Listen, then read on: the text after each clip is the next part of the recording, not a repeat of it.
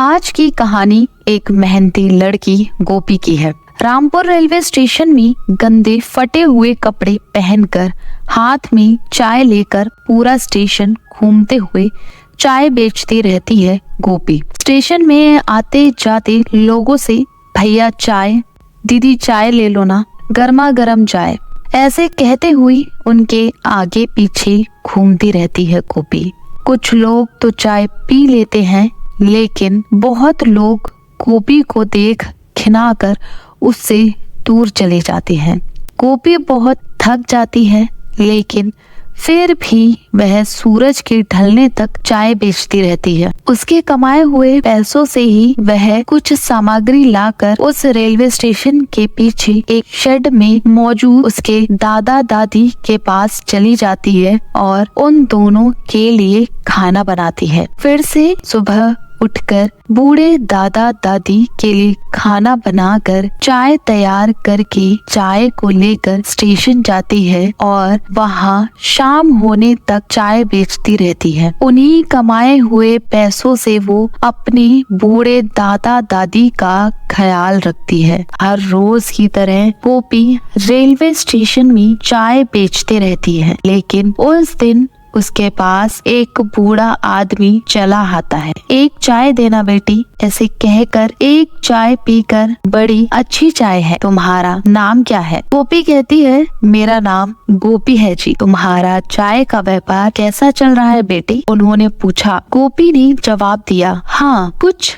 चल रहा है जी। हर रोज सामग्री खरीदने के लिए पैसे कमा लेती हूँ, कभी कभार तो पैसे भी नहीं मिलते हैं। ऐसे भोलेपन से कहती है, अगर तुम इन फटे कपड़ों में इस गंदी हालत में चाय बेचोगी तो आखिर कौन चाय खरीदेगा? बोलो। वहीं अगर तुम सूखे अच्छे कपड़े पहनोगी तो कोई भी तुम्हारी चाय खरीदेगा। सिर्फ चाय का स्वाद अच्छा है तो नहीं चलेगा बेटी, तुम्हें भी साफ रहना है। मेरे पास 2 ही कपड़े हैं, उन्हीं को मैं पहनती रहती हूँ। अब नए कपड़े खरीदने के लिए मेरे पास पैसे भी नहीं है। तुम्हारे माता पिता क्या करते हैं बेटी? मेरे माँ बाप मर गए, मैं अपने दादा दादी के पास रहती हूँ। वो दोनों इस रेलवे स्टेशन के पीछे एक शेड में ही रहते हैं। ओह, तो तुम लोगों के पास घर भी नहीं है? तुम कौन से गांव से हो? ऐसा पूछता है बूढ़ा आदमी। यही पास में जगन्नाथपुरम से हैं हम। कुछ दिन पहले हम वहीं रहते थे। अच्छा, तो फिर अब यहाँ क्यों आए हो तुम लोग? कुछ दिन पहले हमारे गांव का सरपंच हमारा घर हमसे छीन कर हमें बाहर निकाल दिया। ऐसा क्या?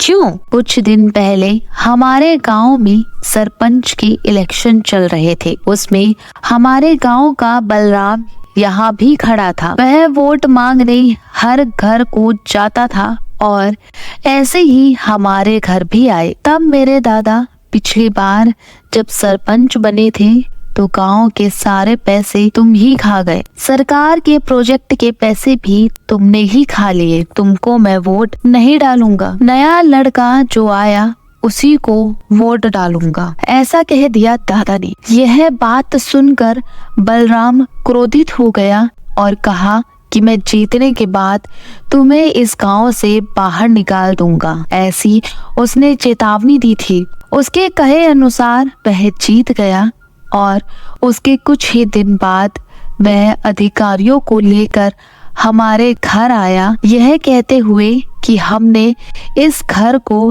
गैर कानूनी से बनवाया और इस घर की जो जमीन है, जो काम है, वो हमने पूरी तरीके से नहीं करवाया है, इसलिए तुम्हारे घर को हम सीज कर रहे हैं। वह हमको हमारे घर से और हमारे गांव से बाहर निकाल दिया उसने। मेरे दादा दादी बहुत बूढ़े हैं।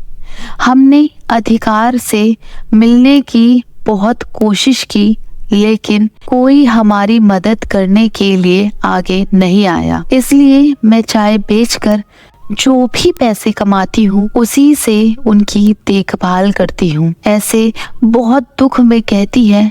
अब बूढ़ा आदमी, ठीक है, मैं तुझे स्टेशन में छोटा सा शॉप किराए पर दूंगा, तुम वहाँ अपनी चाय का व्यापार कर सकती हो। ऐसे कहते हैं पर मेरे पास तो पैसे नहीं है। दादा, धीरे धीरे दे देना बेटी, तुम पहले व्यापार तो शुरू करो।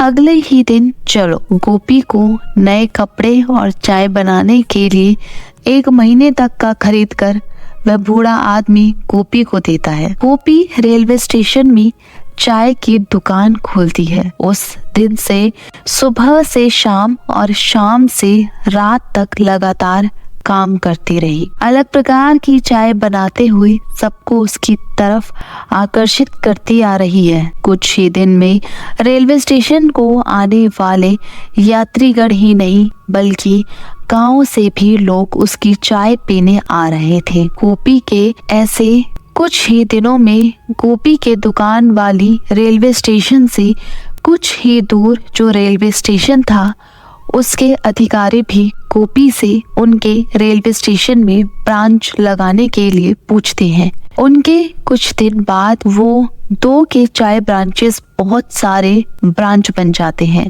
एक चाय की दुकान से शुरू करके गोपी कुछ ही दिनों में इन सारे ब्रांच की मालिक बन जाती है। इतनी छोटी उम्र में इतना सारा काबिलियत हासिल करना, बहुत सारे मीडिया लोग जो हैं गोपी से उसका इंटरव्यू मांगते हैं। तब गोपी उन सबको यह बताती है कि वह कैसे यहाँ तक पहुंची और उसके परिवार के साथ क्या नाइंसाफी हुई थी। यह भी बताती है चलो माया ने उसकी कितनी मदद की। यह जानकर उस जिला का कलेक्टर गोपी का सराहन करते हुए बलराम को गिरफ्तार भी करता है। जो काम उसने गैर कानूनी से किया है वह सब कानून हासिल कर लेता है और जिन अधिकारियों ने उसकी मदद नहीं की थी उनको भी गिरफ्तार कर लेते हैं और इन सब के बाद गोपी और उसके परिवार को उनका घर लौटा देते हैं। आज अगर अधिकार तुम्हारे हाथों में है तो उसका गलत इस्तेमाल